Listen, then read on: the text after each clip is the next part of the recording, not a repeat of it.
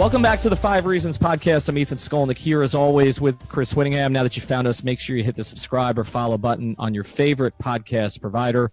Also type in 5 Reasons Sports to that provider. You'll get all of the other 14 podcasts in our network. And of course, check out our new website. Just launched it on April 1st, 5reasonsports.com. That's spelled out F-I-V-E, reasonsports.com, 2 S's there in the middle. We have all of our podcasts there now. You can get them on Apple and also on Android.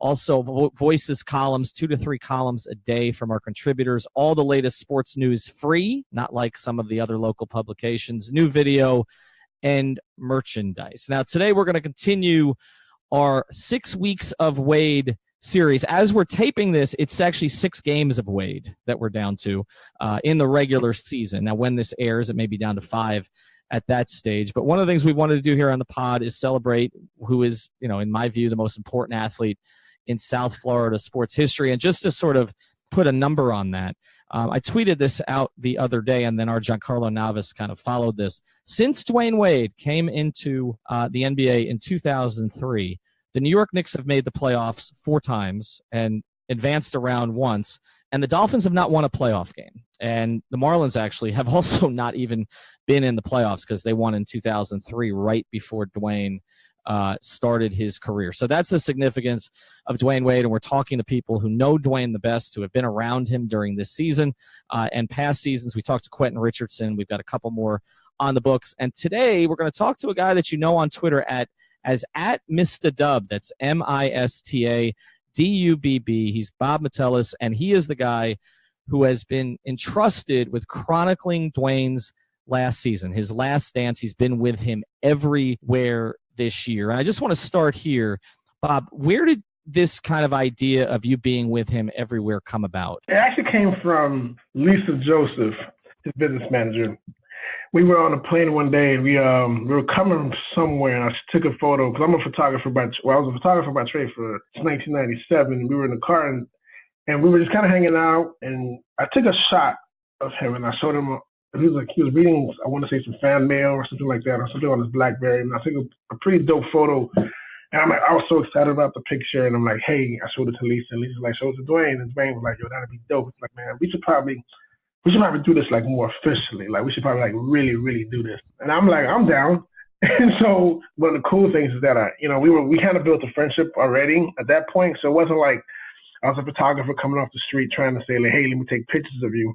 We had a relationship. So for me, doing it was kind of like easy because he was comfortable around me. And that's kind of how it started. Just him having a comfort level with me knowing what I was doing, and being able to just take photos or just kind of capture moments, but not really.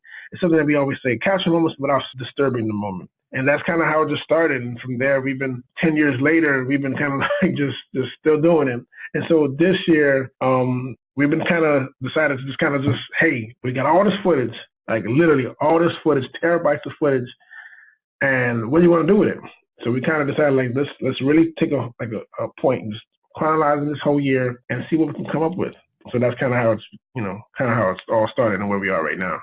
Now, one of the things that came up when Dwyane was considering, playing another season or declaring that it was his final season was he seemed a little bit reticent about making this, a big retirement tour and getting a gift on the road and doing all these different things. How have you found him experiencing these last few weeks? Obviously, the regular season, the playoffs not yet to be decided, but how have you found him experiencing this as it goes along? Has he almost embraced it in a way, or do you think he still is a little bit reticent about it? It's funny because I'm sure everyone's seen the video when he had made the announcement with him in the dark room. If people knew the backstory on that project, him actually shooting that to where we are right now, it's kind of been a long journey. And since we're at this point, it's when last night after the game, after the Knicks game, after 6 games left, like, what are you feeling? And he's like, man, it's crazy because it's just surreal. Like, he's embraced it, and it's kind of cool to see how the fans have embraced it and just kind of. Like, if you were in the garden last night, it was crazy. It was like they didn't know who to cheer for. It was like they were cheering for Dwyane and the Knicks at the same time. And it was probably after the game was over, 20 minutes afterwards, it's half the arena still in the arena chanting for him and just screaming out his name. And it was just a big moment. And as we were leaving, he kind of reflected, like, man, this is the last time I'm here. But it's kind of, he knows it's coming, right? And it's like, are you ready? And it's like, how do you ever be ready? But I'm ready. I want to say he's too high or too low. Dwyane's always been even keeled, and this is kind of where he's at with it. But it's cool because he knows, like, something is coming. I think it's a feeling you can't describe unless you're in it, and he's in it. And it's like he's there and he's living in that moment, like every drop of it. He's living in it. And that's pretty cool to see. Like, he's living in that moment of the fans embracing him, which is, it's cool because you see him kind of like walking down to the aisles when the game is over and signing all his autographs. And last night after the game, there were hundreds of fans outside of the MSG, and he walked out and kind of waved and kind of things I didn't see him do before, because I think he wants to just soak it all in, but also quietly reflecting on the moments, as the last time playing at the Garden, last time playing in Boston, last time playing in San Antonio, and things like that. It's kind of cool to see him just reflect on those moments. Yeah, well, a couple of things here. One, Lisa's not just his business manager, so why don't we get that out here? So Lisa Joseph Metelus, she is my wife. At the time, though, when it all went down, she was not my wife. We were dating. So just to be fair, Lisa's the end. Lisa is the godfather. She's the linchpin. She's the reason that I'm here on this project and most of the projects that I'm working on like this. She's here, so yeah, just make sure she gets her just due. But she's the glue. She's always been the glue on my side and on Dwyane's side. She's the connector. And so yes, make sure. And for people who don't know, Lisa started down here with Zoe for years and years and years. So that's that's part of this whole relationship. But there's something that you mentioned there that actually is a story that Lisa told me when I was working on a piece years ago about some things that Dwyane and LeBron were doing in the summer and some of the trips that they were taking, including to China. And you mentioned how Dwyane's kind of soaking things in. And sometimes I think Dwyane has not sort of recognized his own power over the years. I think it took him a while to kind of realize that. And one story that Lisa told me was they were taking a trip, and I don't know if you were on this one, but taking a trip to China. And this was sort of at the very beginning of Twitter. And I guess it was Lisa, or maybe it was she had Dwyane do it, but tweeted out someplace she was going to be, he was going to be once he got to China, and he wasn't expecting anybody to show up. And right? There's a trick to that story because you got the city wrong. So okay. This was during the lockout year. We went to Australia. We were in Sydney, Australia, and Dwyane, and that's when I have the footage of this too. This is in the beginning of Twitter, like you said, and we're like, he's in Sydney. He's literally at the bottom, like he's on the other side of the world. I'm talking about like a 22-hour flight. It was crazy. And he tweeted out the night before, he called it a tweet up. I'm gonna be at this location. I'm gonna list the location a few hours before where we're gonna be at signing autographs. And again, like you said, he didn't know how much power or how much fans. Again, this is Sydney. This is literally the night before, and the amount of people that was there, it was the craziest thing I've ever seen. Because you can't really manage for something like that. Because you say, hey, I'm gonna do a tweet up. I'm just gonna meet my random fans. Bring whatever. I come sign it. And there must have been thousands of people out on a lawn in this park, and we're trying to sign autographs for an hour. Not even an hour. I don't even know what the time frame was, but it was like the craziest thing because people just couldn't believe it. I met this one guy there who said he must have drove 2.5 hours for a different town to come to this, and he was in the back of the line, so he couldn't make it to the front. But he was crying, and I'm like, yo. So I said, hey, film this. Like, I'm gonna shoot it. You say a message to him, I'll make sure he sees this. But now in China, though, which is crazy. In China, he didn't do anything like that. But when they know he's in China, unless you're there, you can't. It's hard to envision it. Imagine everyone in the Aventura Mall, like literally everyone that works there and everyone that's there during the holidays, during Christmas, is in one section of the mall because they know he's gonna be there. And just imagine that times 10. And he's like a rock star. And he must have like 40 bodyguards trying to get him through these areas. And it's the most craziest sight you'll ever see. Like literally, like watching maybe the Rolling Stones and the Beatles in their heyday, like walking through a crowd. Because it's the craziest thing because you tell people this and they don't believe you. Like they're like, yeah, for real, right. They kind of give you that side eye. And I'm like, I'm telling you, it's nothing like you've ever seen. Forgive me for being myopic and bringing it back stateside because, I mean, obviously that international appeal is incredible. And understanding that there might be a bit of recency bias here in terms of we're coming off a night in which they played at the Garden, and the Knicks fans didn't really know what to do with it, just in terms of celebrating the moment and celebrating a figure. But I think our listeners would find it interesting that Dwyane Wade is more than just a Miami figure, even within the NBA, right? I mean, Dwyane has only played for 3 of the teams in the league, so 27 of them have only ever been opponents, and yet there seems to be this consistent pattern of respect around the league that almost no matter what any team has had an experience with Dwyane Wade in competition, that those arenas respect him. Really, I would say maybe other than Dallas, and even the organization obviously put together a video, and for the most part it's almost universal respect. Can you sort of give one example of an instance in which you were surprised that an opposing city, a non-Miami city, was so well receiving of Dwyane Wade? Outside of last night, which is so surprising, the first time it kind of happened when he played the Clippers. This is during you felt like he was a Miami game. It was because, again, the Lakers were the first team to kind of do the tribute video when they did it, but when the night before, the game before that was the Clippers game. And to see that arena just chant his name, MVP. This is like in the third and fourth quarter. It was his game he was cooking that night too. And it was funny because we were all like, yo, it's like a Heat game in here. Literally the entire arena was like chanting his name. And I'm like, and it was the first, and because it was the first time, I think that's what kind of took me aback the most, because it's happened since then several times, like in Washington, and happens in Atlanta, and again, it happened last night in New York. But the Clippers game to me was the first time I actually felt it, the first time, and it was crazy because we were like, man, look at this, it's like a Heat game, and that to me I say was probably of all the moments, the first time it happening was one that took me the most aback. We'll get back to today's episode in a second, but first I want to tell you about one of our new sponsors here in the 5 Reasons Sports Network, and that is the attorneys at Seltzer Mayberg. Find them at onecalllegal.com. That's ONE calllegal.com, or actually call 855 5000 Law LAW. They handle cases including but not limited to car accidents, slip and falls, and any personal injury matters. Additionally, if you mention 5 Reasons, they will handle your traffic ticket for $44.99 with a new 15,000 square foot office opening on I-95 in North Miami. They will handle cases all over South Florida. Call now with 24/7 service for a free consultation. OneCallLegal.com or 855-5000 Law. The attorneys at Seltzer Mayberg, a proud sponsor of the 5 Reasons Sports Network. All right, let's go back a little bit into his career, because you've been around him obviously a lot longer than just this season.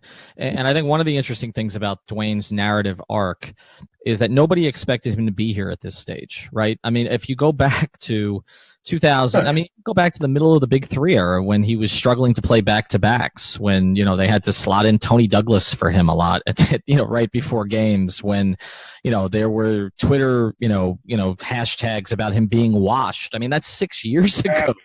What was, since you've been around him so much and you've taken obviously quite a few photos of him, if I was to say, what was the most down that he ever was about what he was fighting through physically to get back to the level that he wanted to get back to? What was it? Would you look at sort of pre-2008, obviously, which, I still believe he should have been the MVP in 08-09, and I think LeBron in his heart of hearts probably believes that too, probably.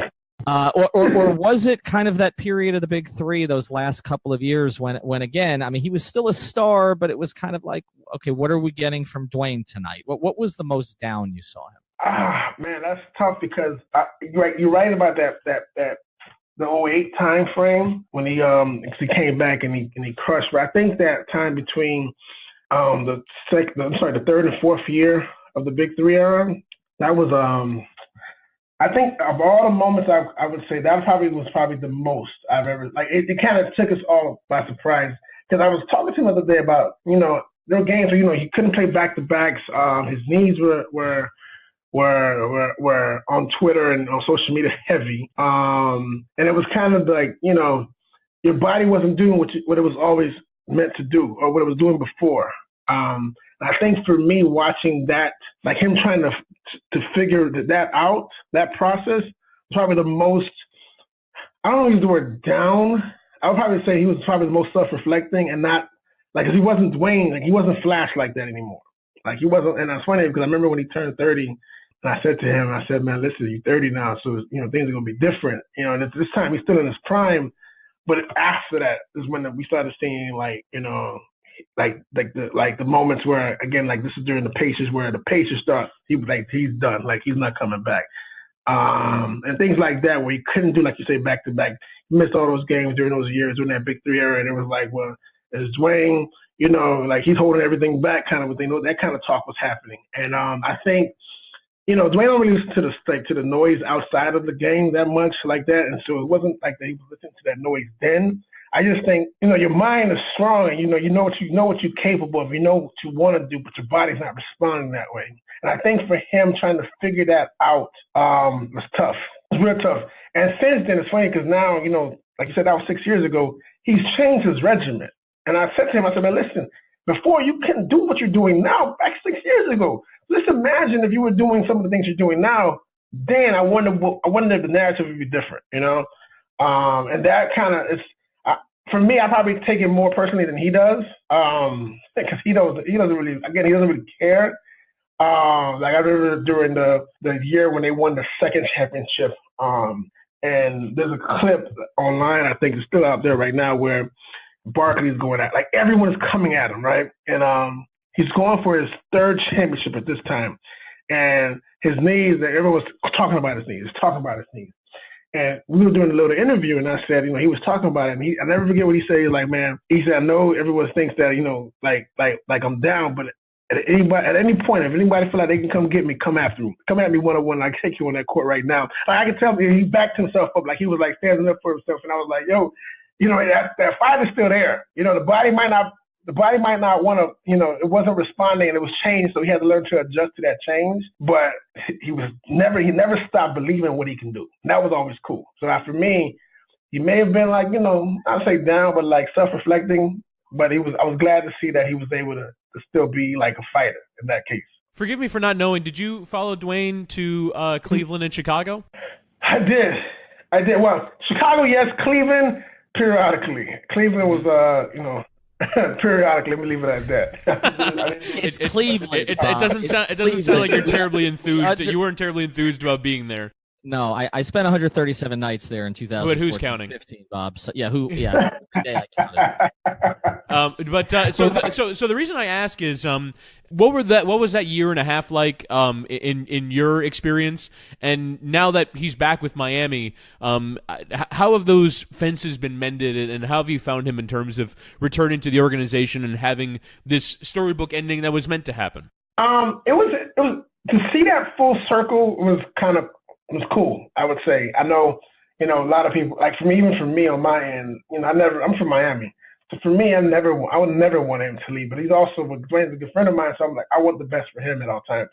During that time, he's in Chicago, and he experienced the Chicago life, and he goes to Cleveland, because, at the end of the day, he's a baller, and he wants that, like he has that goal. And that process from that year, because a lot of people don't know that the year that he left, that summer was tough because he wasn't sure. Like, it was such an unsureness going on like that. It was a very tough time in that sense of, we didn't know. It was a lot of questions that we didn't know about. And he had a very heartfelt message. We had a going away there. It was a very heartfelt message because, again, at this time, Miami's home for him. And even though he was going back home to Chicago, Miami was home. Like, he built a home there. It's funny because I tell him all the time. I said, you going to Chicago? You from the coast. So he said, nah, man, I live in Miami. I'm not. I know I was born there, but no, I'm from Miami. And as far as taking the temperature, because I was like, I'm from Miami, so I'm afraid of the cold. Well, anyway, so that process happened. He's in Cleveland and he's there, but it's always been like a pull, like from Lisa, from UD, like a pull, like come back whenever you're ready to come back. Just come back. Just come back. Like we can make this like, let's do this. And I think for him, things kind of had to have happened. And I let him tell that story himself. But things kind of had to have happened for it to have to come back. And now him being back, it was good. I think even though him being away and he had to experience that other side of the fence, him being back, I think it's almost like it tastes better now. The book is officially can close now. Well, I don't think it could have closed in Cleveland. I don't think it could have, and it could possibly have closed in Chicago, but it's supposed to close in Miami. Point blank, period. I remember, and I always appreciate you for this because I never, when I was covering Dwyane, I never really took pictures with him because it's just kind of one of those things that you just don't do as a reporter. But when he had his last camp here before he left for Chicago, and I actually asked you to snap one, which I have in my office here because I thought that was it, right? So I was like, okay, I'm not covering him anymore, so it's okay. It was the summer of 2016. Take a picture. And you said that to me, so I do appreciate that. But I remember that day because I came away from that. I think I was with Mike Wallace and a couple of the other writers, and we were like, yeah, he didn't want to go. Like it was just obvious, like he was not. Yeah. The whole thing, and obviously there'd been some communication that I'd had with him during the process, but like he didn't want to go. Like he wanted to be appreciated. He didn't feel he was appreciated, and so he felt he had to take action. And obviously, look, there's a lot of sort of, it's a lot of water under the bridge at this point. But at the time, it was difficult. And so I do remember that. I do want to get back to something with you here from this year, though, because obviously I think the thing that everybody's going to remember from this tour he's had is the jersey exchanges. How did that kind of idea come about? And look, let's throw the LeBron one to the side here for a second, because obviously there's tremendous significance to that, right? And also Dwyane played great that night, and it was a great game. And so, there's a lot that went into that. But is there one of all of them so far that you liked the best when you got a chance to shoot it? Good question. I think the one I liked the most, probably the one that was the most surprising, because I think the one that's probably going to stick out the most for me was the one with the kid from Atlanta, the rookie. Oh, yeah. Herder, yeah. And the reason is because the kid didn't know what was going to happen. Apparently, the kid is a big fan of Dwyane. It was like a huge fan of Dwyane from before, like from back in the day. And Dwyane, because I remember, so when the game was over, I kind of like get on the court because to kind of capture these moments, right? So I'm in the stands usually, and I'm walking onto the course. I'm walking from the Atlanta benches, and I can see him go up to the kid to call the kid to come back, because the kid is actually about to walk off the court. Like he doesn't know, you don't know what's going on, and he calls the kid over like, "Come on, like let's do this." And the kid is like completely shocked, like what? And it's crazy because that was a moment where I thought, man, that's cool. Like your basketball idol, the guy you kind of looked up to, kind of like he heard and he came and said, "Hey, show you some love." And I think that was a dope moment. Like that was probably, of all of them, was probably the dopest, because it was so unexpected, And I think that that kind of shows the kind of person Dwyane is. He ain't gonna give you always the same thing that you're gonna expect to get. He's gonna surprise you.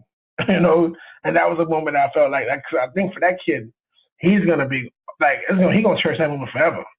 You mentioned something earlier that I wanted to get back to, and that was the announcement that he was going to play again, and that whole day. And you mentioned there was a backstory there. If you're not comfortable, feel free. But do you mind sharing what went into that? So that whole summer.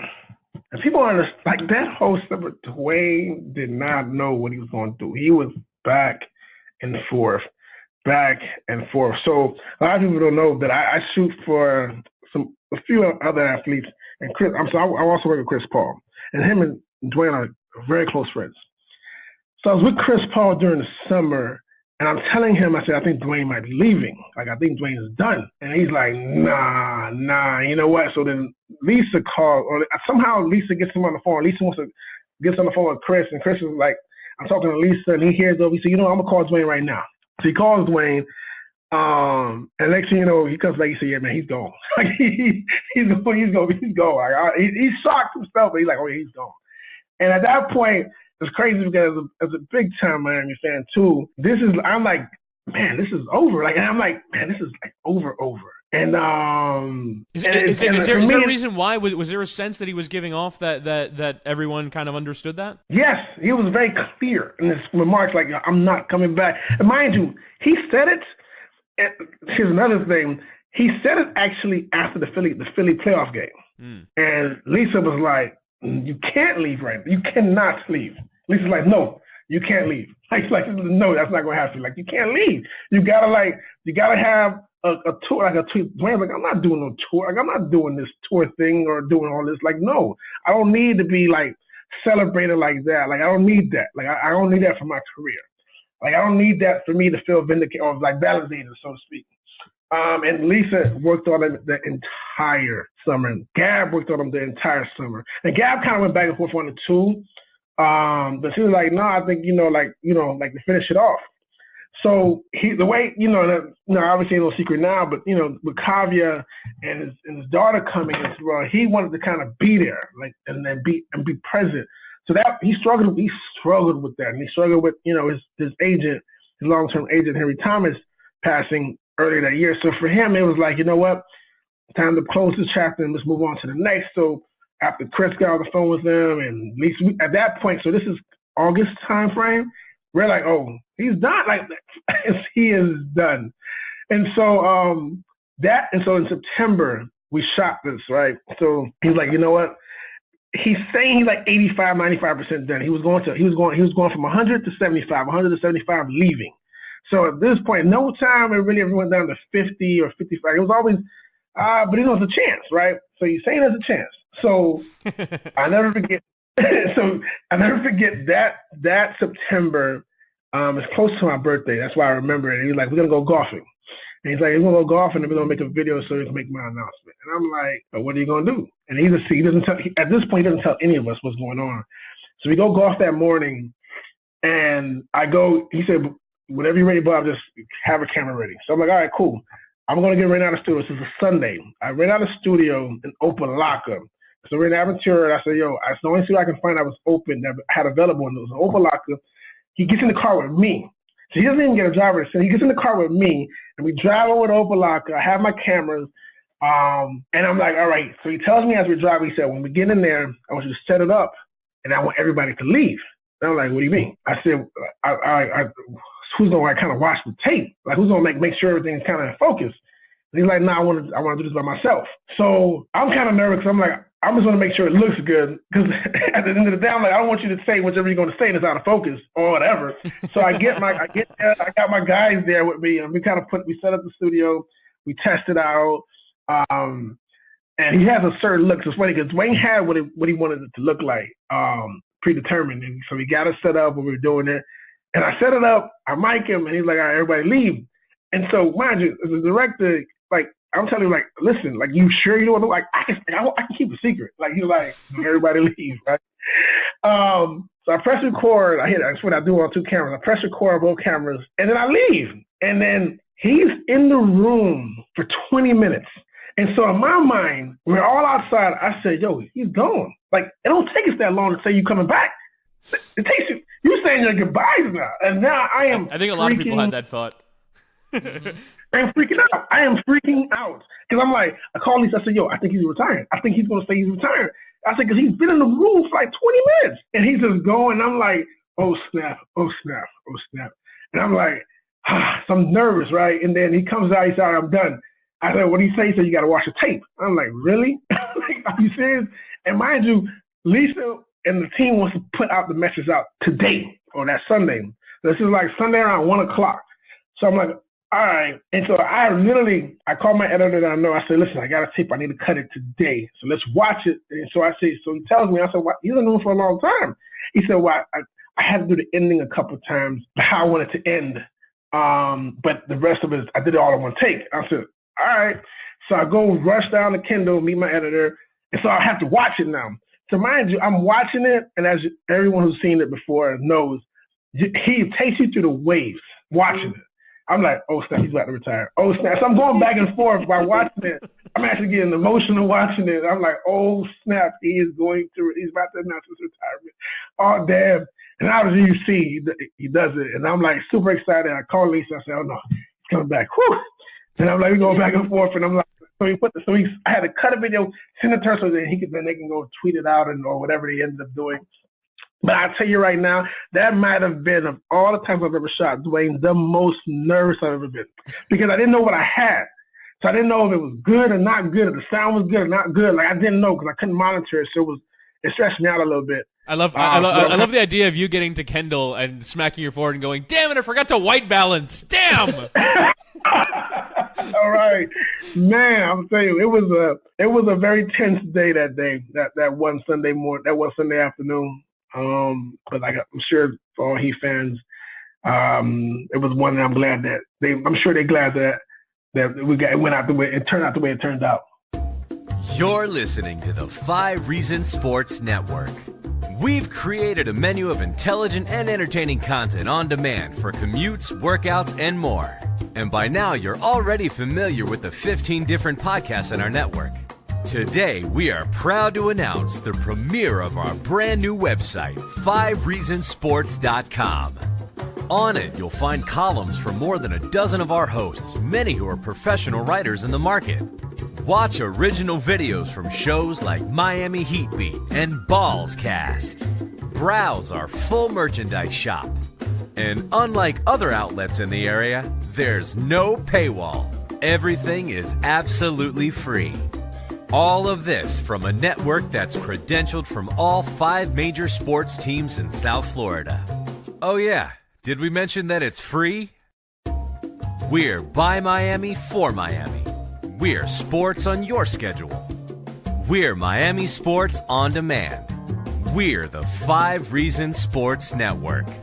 Go to 5reasonsports.com today. Bob, what's crazy about that is I think I saw him 2 nights before because he had his 800 Degrees opening with Udonis. Yes. Right. Yes. And so he was and look, I think Dwyane had a little wine that night too. So we were hoping. I have a video of Dwyane mocking Stan Van Gundy, which is terrific because he was, he was having some fun that night, and we were like, okay, maybe we can get it out of him, maybe the wine will talk. but he didn't end up doing it until Sunday, obviously. So I mean, we didn't have any idea. But it's funny because he didn't talk about that night. Like, I mean, maybe he did on the side to some people, but he didn't talk about basketball at all that night. So we were, we also came out of that like, okay, is he? Isn't he? What's he doing? He's opening a restaurant. What's UD doing? Like, it was all kind of confusing. Now, I know because you're telling me that you didn't even know what you shot in advance of whether he was retiring or not. So you're probably not going to know the answer to this question. But I have an opinion about how these jersey exchanges should end, that I've expressed. I mean, to me, there's only one person he should exchange a jersey with at the end, and that's his brother on the team. That is who? And that's his brother on the team. That's to me, the jerseys that should be exchanged on the last day are 40 and 3. Honestly, can you give us a hint? Do you know anything?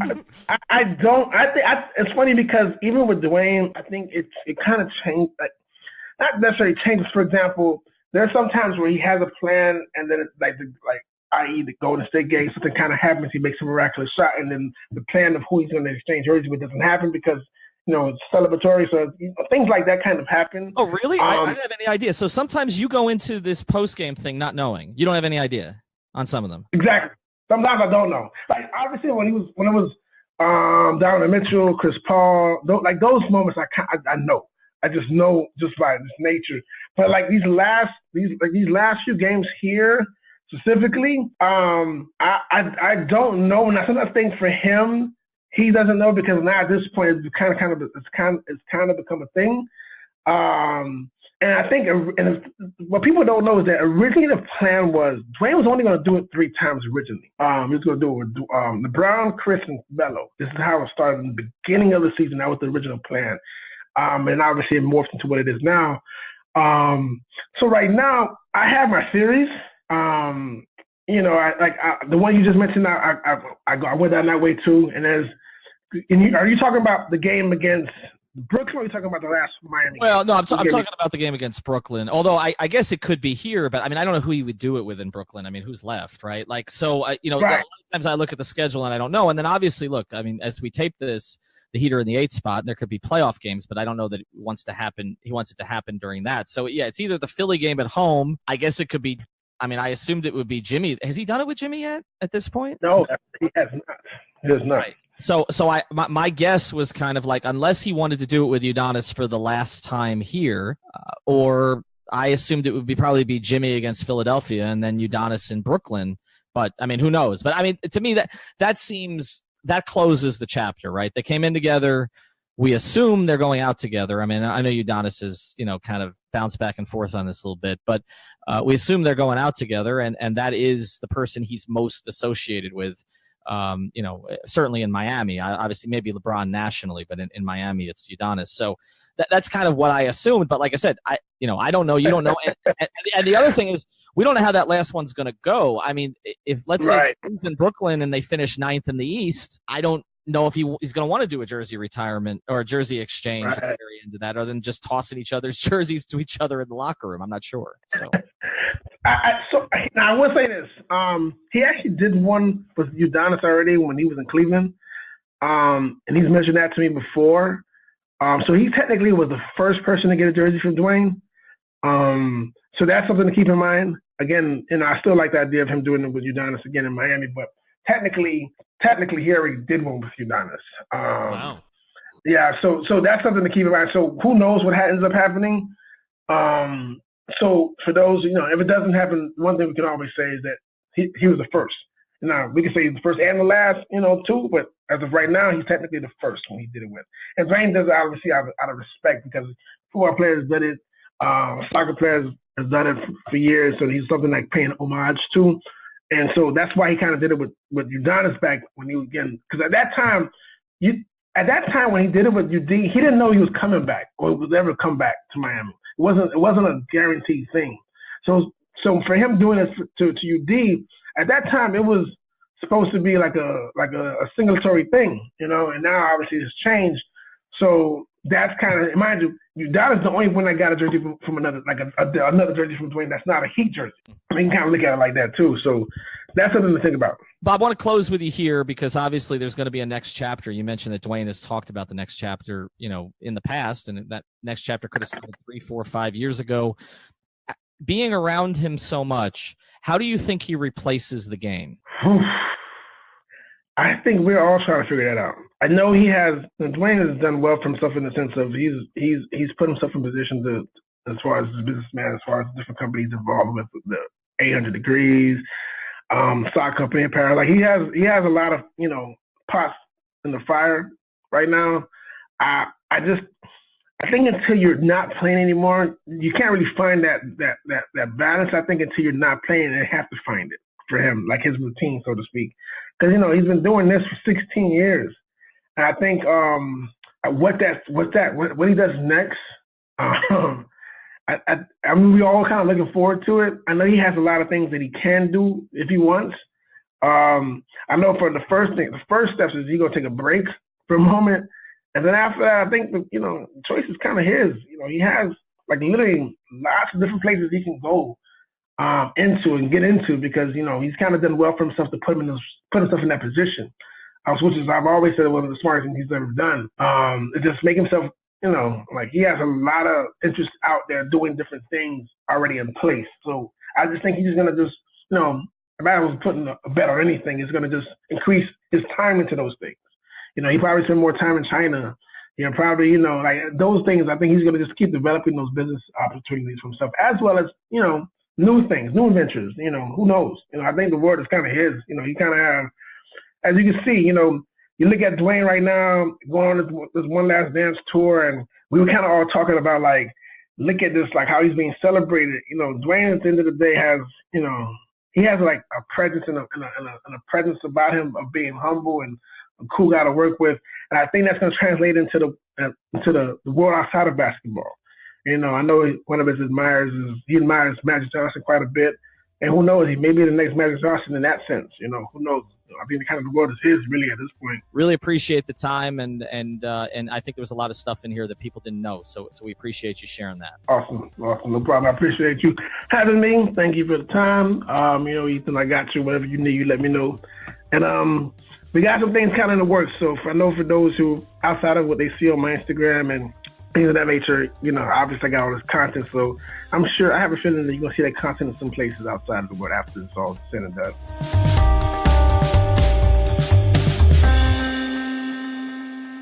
Thank you for listening to the Fire Ringer podcast. Thank you so much.